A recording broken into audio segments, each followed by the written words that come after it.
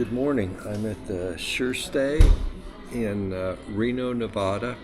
It's an airport motel, and got in last night at about 8:30, which would be 12:30 on the East Coast. I'll be getting an Uber to take me over to Truckee, California, where I'll get on the PCT and head south through the Sierra Nevada. I'm in the restaurant waiting for my food. Got a big order coming.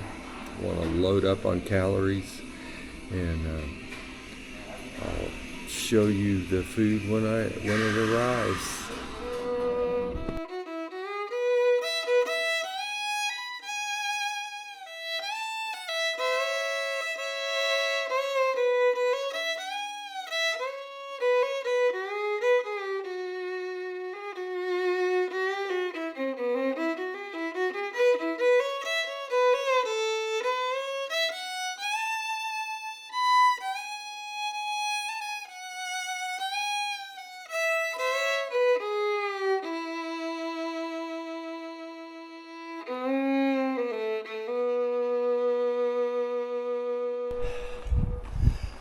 I am on the PCT. I got dropped off by an Uber driver. He brought me to Truckee, California, and about 10 miles west of there is where the PCT crosses I-80, and I had to bushwhack to the trail, but I found it. It's really lovely. And I lost my orange hat, my trademark orange hat, at the airport. My family found it, so I hope to get it back. And I got this black one at 7-Eleven. I had to stop and get fuel for my stove so I can cook, and matches, or not matches, lighters so I can light the thing. The airlines don't allow you to have that. So it's 10:30 in the morning, and just 2 days ago, the day before yesterday, I was finishing up the AT, the marvels of modern transportation. Wow, I cannot believe this trail. Oh, I can't believe it. I can walk. I can look around. Pretty dry, but the rainy season is starting up. They had 2 days of rain, including a thunderstorm. So I've got my gear, and there's a tree with a PCT sign on it. Yay.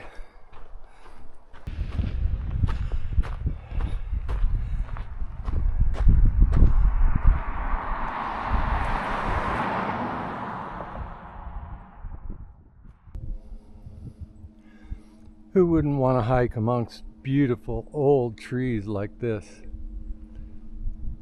They are monsters.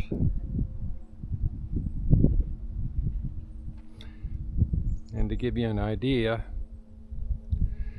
there's my trekking poles.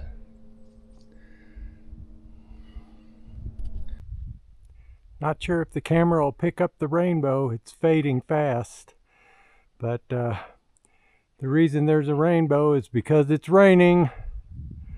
This is 911, and somehow it seems appropriate.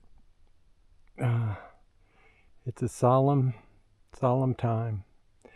So the hike today has been kind of a tour of the regional ski resorts, or at least the ski lifts, and go another couple of miles and find a place to tent.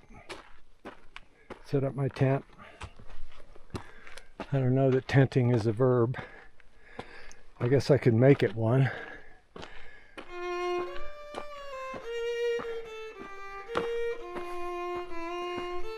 Getting into some rocks.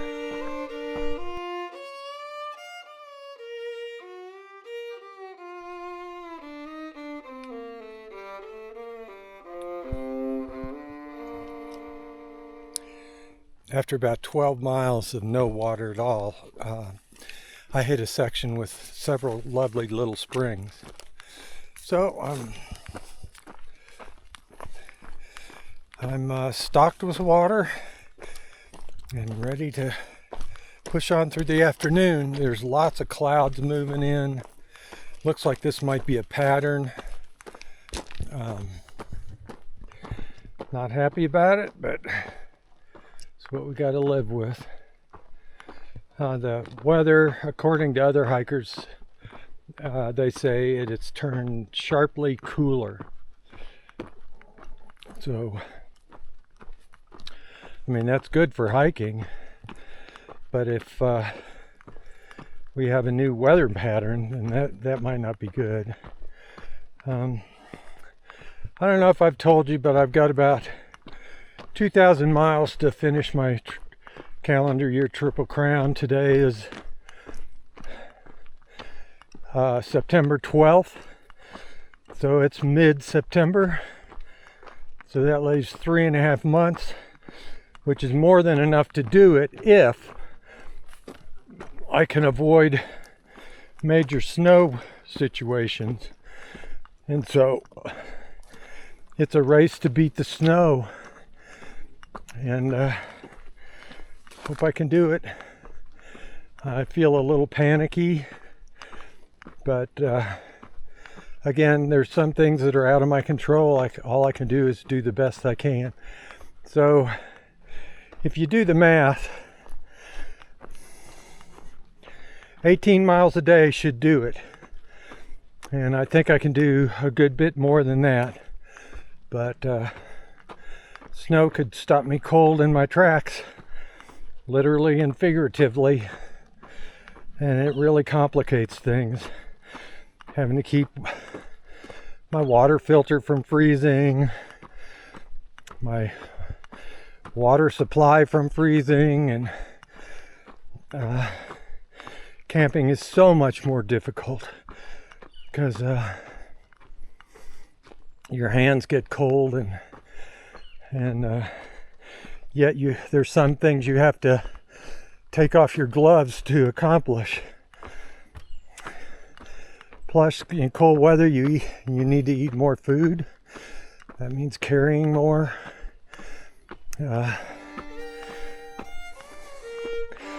So, a little trepidation on my part. But again, all I can do is control what I can. And we'll see what happens.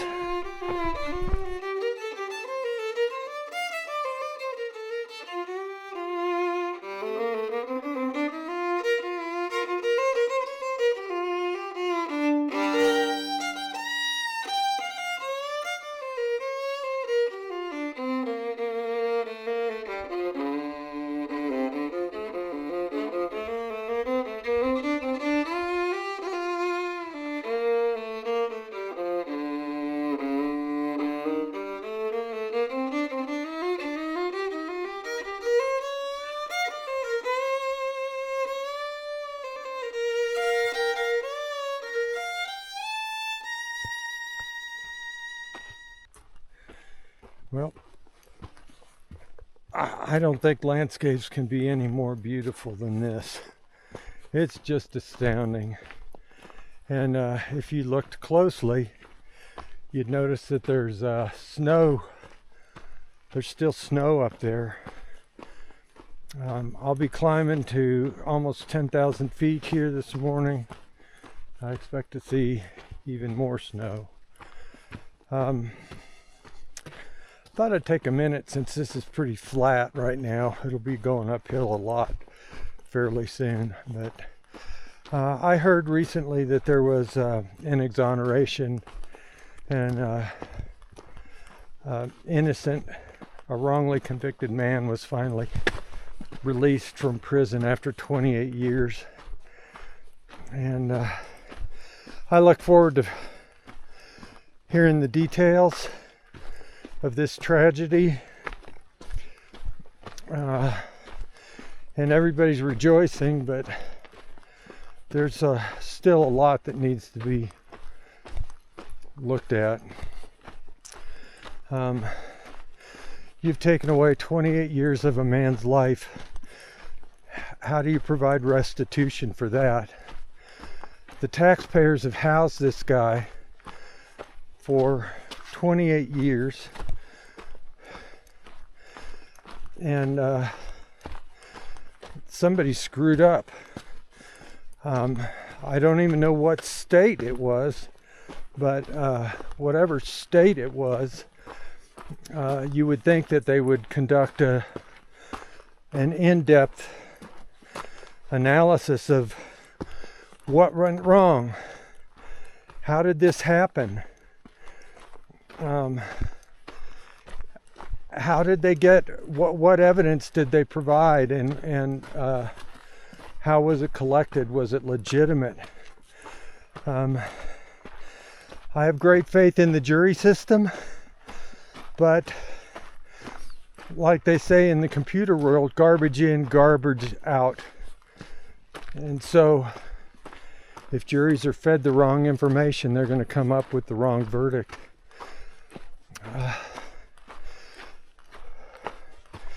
And that's why I really support this, the National Center for Exonerations, or I'm sorry, I forget the exact name. It's a group that works out of university law schools, and they're privately funded. They could use your donations. Since no government entity tracks this or follows it or seems to even care, it's sort of like, oh well, see, the system works, we let them out. Well, the system sure is going to get it wrong sometimes, but like I've said before, it hovers around 6% error, and that's just completely unacceptable. So as we walk around this beautiful landscape, that gives you something to think about. And again, I've said this time and time again. Our politicians love to say, I'm going to get tough on crime.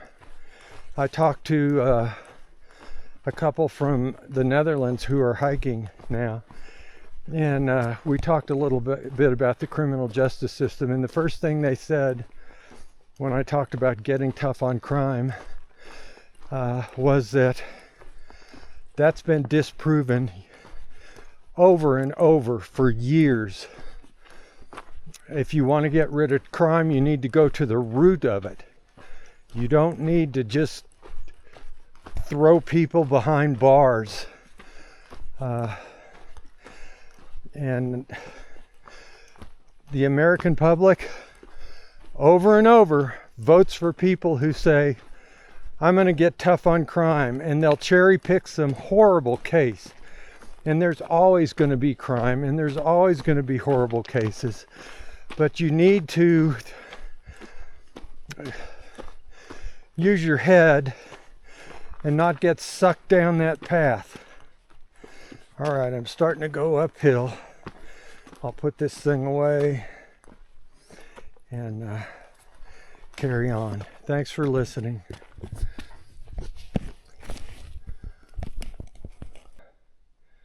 Notice the trekking poles there for perspective.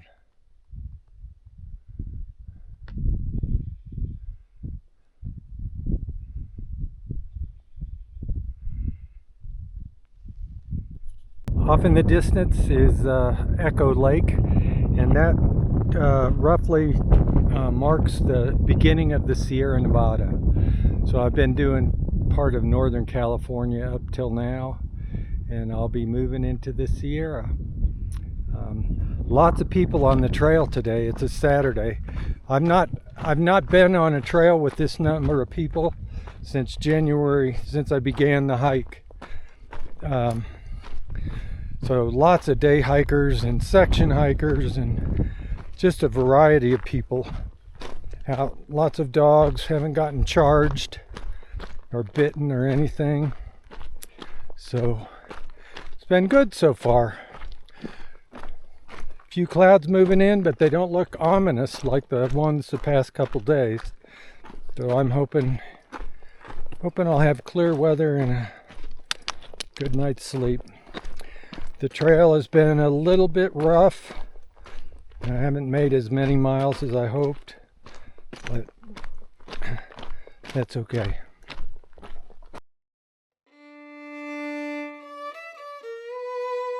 September 14th, a view from Carson Pass.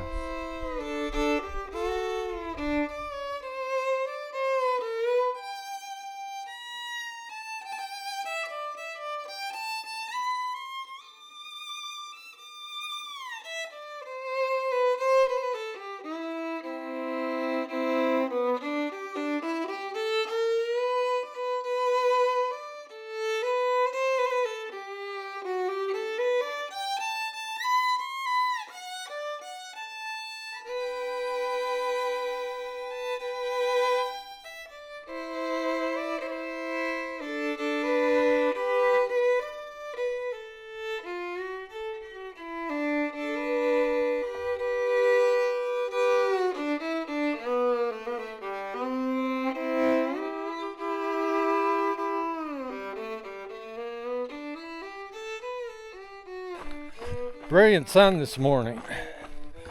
I'm making my way through these mountains and feeling a little pressure because there's plenty of time to finish this hike, but the snow could change things. These cedar trees are amazing. You can't tell on the video, but that thing is easily 5 feet in diameter. They're just beautiful. It's like bonsai. Okay. Yeah, back to what I'm feeling. The process of camping is tedious. You would think after 30 miles you'd look forward to it, but it's just more work. It begins by finding a site, and I usually look at a map and know where I am, and I need to find a place where the topographic lines on the map are far apart, and that indicates kind of a flat place. If the trail is going through areas where the topographic lines are close together, that means it's really steep and there's not going to be usually very good tent sites.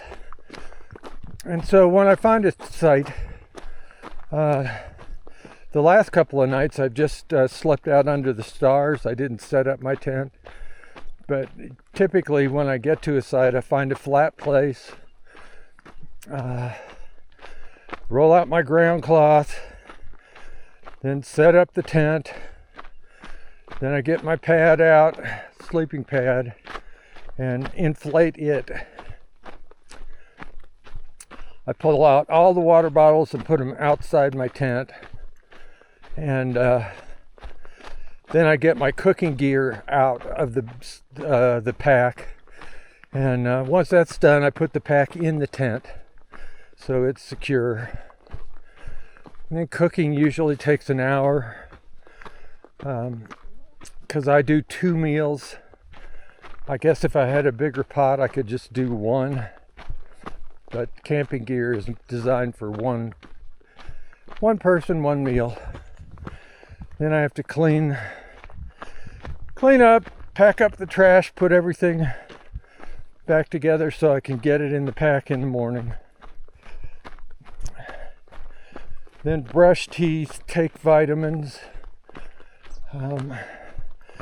get my electronics hooked up so they can recharge for the next day.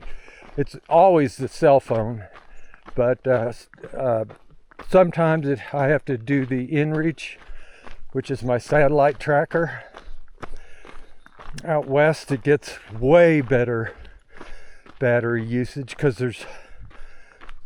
the area is so open that when it sends a signal it goes immediately, whereas on the Appalachian Trail, you have tree canopy, and that blocks the signal, so it keeps trying and trying and trying, and it just burns up the battery. Then I get out the sleeping bag and change clothes if I need to, take off socks. I always pull out the insole of my shoes so the shoe can dry as much as possible. Take off the gaiters, and then it's time for shut-eye. And typically I wake up several times at the night and check my watch. The time to wake is usually 3 to 4 a.m. I'm usually in bed by 8:30 to 9:30. And so when I wake up, it's time to start packing. I won't go through that detail so much, but it's a grind. It's a real grind. And it would be fun if I could just sleep until I woke up. But I can't do that. I got to get on the trail. The younger hikers can hike as far as I can, yet they stop and have an extensive lunch, or go for a swim in the lakes, or just sit around and chat. But my old legs won't allow for that. And the other difference for me is that I have to pack food to eat along the way, and I'm always snacking. I need more calories actually than a younger person, because my gastrointestinal system as a 70-year-old is not as efficient, and so I have to do something to keep the protein coming and the calories coming. Oh, isn't that beautiful? Wow. So things like that make it all worthwhile. And what really drives me is the debacle with Charles, and it doesn't make sense, but somehow I feel like if I can pull this off, then Charles can get his day, and I hope that will come. I mean, he's still got some years left in his life, and I think he's had time to reflect and mature, and he would do well in society.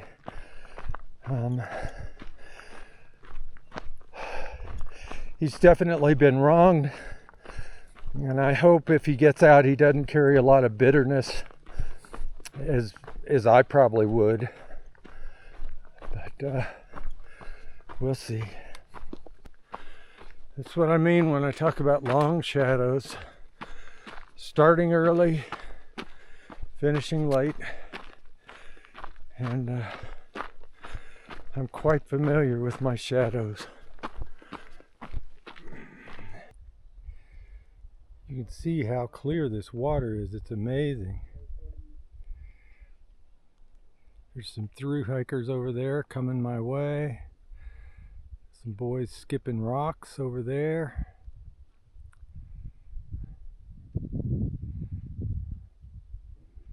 Some fishermen over there. This is Susie Lake. It's located in the Desolation Wilderness, which is located in the El Dorado National Forest. And it is a cool day, but just so comfortable. Really good for hiking. So I'm going to go another 1.5 miles. There's a lake there called Heather Lake, and I'll get some water. I'm running low, but don't want to carry too much. It's easier on my back and my feet.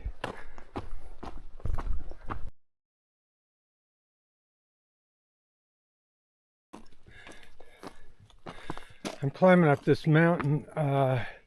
It'll be over 10,000 feet. But the work they put into this trail is insane. Yeah, it's in need of maintenance in places, but what trail isn't? Wow, they did a great job building it. And it goes through just rocks. And I'll show you what it looks like off in the distance. I came from down in the bottom of the valley, so it's been a pretty healthy climb. That little bird had something in its beak.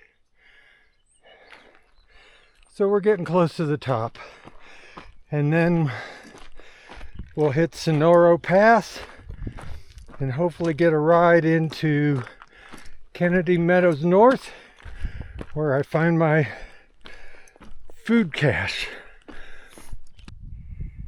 I came over the pass right up there somewhere, and now I'm hiking down to Sonora Pass, and it just gets more and more stunning.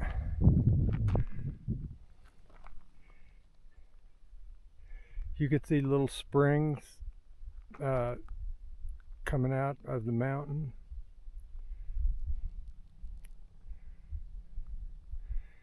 And I see a road down there. That'll be the road to Kennedy Meadows. So I'm getting close.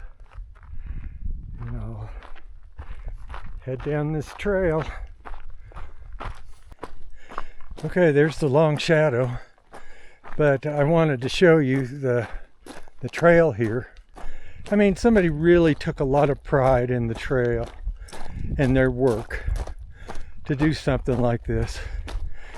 And I really appreciate it. It's nice to see. So if whoever did this is still around, thank you. It's amazing and really warms my heart as a hiker. I'm going to be dropping on the other side of the ridge, I think, so I won't get perfect sunset, but this is kind of what I'm dealing with.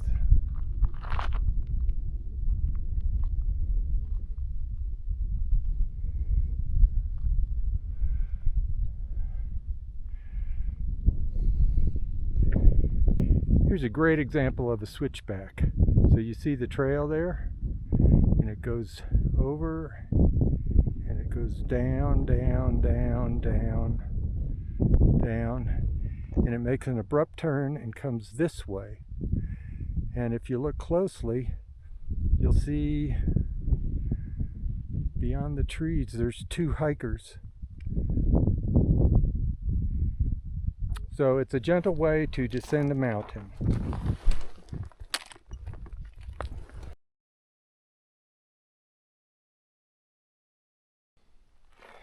That lake has sandy beaches. As far as I can tell, I'm the only one here. It is surrounded by towering mountains. Gorgeous day. Friday, rain's supposed to move in. I hate it, but it happens. Again, this is the Yosemite Wilderness, and I'm down near that lake. I've been watching the fish hit the surface. It's just really a beautiful, beautiful place.